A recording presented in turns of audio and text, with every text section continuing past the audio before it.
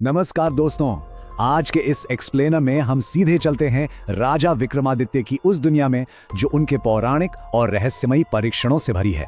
यह सिर्फ सदियों पुरानी कहानियां नहीं हैं, बल्कि एक राजा के असली चरित्र, उसकी नैतिकता और उसकी गहराई को नापने का एक सटीक बेंचमार्क है। इस सफर में हम उन 5 अध्यायों का विश्लेषण करेंगे जो एक साधारण शासक को एक महानायक का दर्जा देते हैं। तो चलिए सीधे इन रहस्यों में उतरते हैं। आइए सबसे पहले इस एक मुख्य सवाल पर गौर करें। क्या एक राजा का काम सिर्फ तलवार चलाना और युद्ध लड़ना है, या उसके आगे भी कुछ है? अध्याय 5 को हमें सिर्फ कुछ रैंडम जादुई घटनाओं की तरह नहीं देखना चाहिए। असल में ये 5 शाही गुणों की एक बेहद कड़ी परीक्षा है।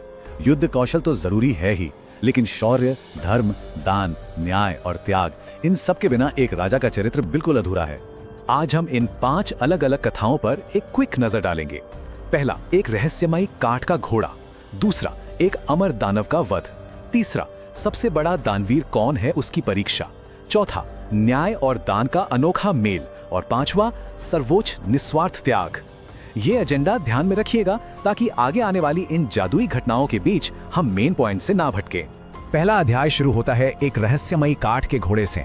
दरबार में एक अनजान व्यक्ति आता है और 1 लाख सोने के सिक्कों में एक जादुई घोड़ा बेचता है और सख्त चेतावनी देता है कि इस पर कभी कोड़ा मत चलाना। अब देखिए घटनाएं यहाँ कितनी तेजी से बदलती हैं। पहले ही दिन घोड़े का निरीक्षण करते वक्त राजा भूल से उस पर कोड़ा मार देते हैं। अगले ही पल वो काठ का घोड़ा उन्हें तेजी से आसमान में ले उड़ता है। समुद्र पार करके घंटों हवा में रहने के बाद वो अचानक एक भयानक जंगल में जा गिरते हैं। फिर लगातार 15 दिनों तक उस अजीब जंगल में भटकने के बाद राजा को आखिरकार एक जादुई गुफा मिलती है। सोचकर देखिए, एक छोटी सी भूल ने कितना बड़ा संकट खड़ा कर दिया। गुफा के बाहर राजा एक बिल्कुल अजीब दृश्य देखते हैं। एक श्रापित महिला का दोहरा रूप। यहाँ एक काला तांत्रिक आता है, पहले कुएं का पानी छिड़कता है और वहां बैठी एक बंदरिया तुरंत एक बेहद सुंदर स्त्री बन जाती है। कुछ देर बाद वो दूसरे कुएं का पानी छिड़कता है और वो स्त्री वापस बंदरिया बन जाती है। दरअसल ये कामदेव और पुष्पवती की पुत्री है, जिसे एक काला जादू करने वाले तांत्रिक ने कैद कर रखा है। ये साफ दिखाता है कि कैसे काला जादू किसी के अस्तित्व को कंट्रोल कर सकता है। जैसे ही राजा उस स्त्री को बचाने का फैसला करते हैं, तांत्रिक क्रोधित होकर नरभक्षियों की एक पूरी सेना बुला लेता है। राजा अकेले ही अपनी तलवार से उस सेना का सफाया कर देते हैं, पर तांत्रिक मायावी था, इसलिए उसको हराने के लिए राजा एक अलौकिक शक्ति का आह्वान करते हैं, और वो है बेताल। बेताल तुरंत आकर तांत्रिक की शक्तियों को तोड़ देता है और राजा उसे पाताल लोक भेजकर उस श्रापित स्त्री को हमेशा के लिए मुक्त करवा देते हैं। आगे बढ़ते हैं दूसरे अध्याय पर, अमर दानव का वध। यहाँ राजा के धर्म और न्याय की परीक्षा होती है, जो शुरू होती है रात के अंधेरे में एक असहाय ब्राह्मण महिला की भयानक चीख से। एक विशाल दानव उसके पीछे पड़ा था। अब आप सोचेंगे, इसमें परीक्षा कैसे? तो सुनिए, इस दानव को मारना लगभग असंभव था। राजा तलवार के एक ही वार से उसका सर धड़ से अलग कर देते हैं, लेकिन अगले ही पल वो सर वापस धड़ से जुड़ जाता है। ऐसा इसलिए था क्योंकि दानव के पेट में एक मोहिनी नामक शक्ति का वास था। जैसे ही दानव मरता, मोहिनी एक जादुई अमृत उसके मुंह में डाल देती और वो तुरंत जिंदा हो जाता। यह सिलसिला रुक ही नहीं रहा था। राजा विक्रमादित्य समझ जाते हैं कि सिर्फ सर काटने से कुछ नहीं होगा। वो मां भवानी की कसम खाते हैं कि इसको मारे बिना महल वापस नहीं जाएंगे। अपनी रणनीति बदलते हुए राजा इस बार सीधे उसके पेट पर तलवार चलाते हैं। पेट चीरते ही मोहिनी अमृत लेने भागते हैं, पर राजा तुरंत बेताल को बुलाते हैं, जो मोहिनी को पकड़ लेता है।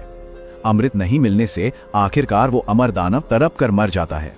यहां समझ आता है कि सिर्फ शक्ति ही नहीं, मौके पर प्रेजेंस ऑफ माइंड कितना जरूरी है। तीसरा अध्याय, सबसे बड़ा दानवीर। ये राजा के त्याग की सबसे बड़ी परीक्षा थी। एक महाभोज में जब विक्रमादित्य की तारीफ हो रही थी, तभी एक शांत ब्राह्मण तक्षशिला के राजा अधिरात का जिक्र करके एक नई चुनौती खड़ी कर देता है। ब्राह्मण बताता है कि राजा अधिरात रोजाना ठीक 1 लाख सोने की मुद्राएं दान करते हैं। 1 लाख, और वो भी बिना अन्न जल ग्रहण किए। ये सुनकर राजा बिल्कुल हैरान रह जाते हैं और बेताल की मदद से सीधे तक्षशिला पहुंच जाते हैं, ये देखने के लिए कि आखिर इतना सारा सुवर्ण रोज आता कहां से है।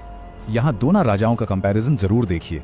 राजा अधिरथ करते क्या थे? वो रोज उबलते तेल के कड़ाहे में कूद जाते थे। उनका जला हुआ शरीर चुंदालें खा जाती थी और फिर एक देवी उन्हें अमृत से जिंदा करके 1 लाख सोने के सिक्के देती थी। ये उनकी डेली ड्यूटी थी। पर जब विक्रमादित्य की बारी आई, वो उस उबलते तेल में एक बार नहीं बल्कि पूरे 7 बार कूदते हैं। देवी खुश होकर उन्हें सोने के सिक्के देना चाहती है, पर वो साफ मना कर देते हैं।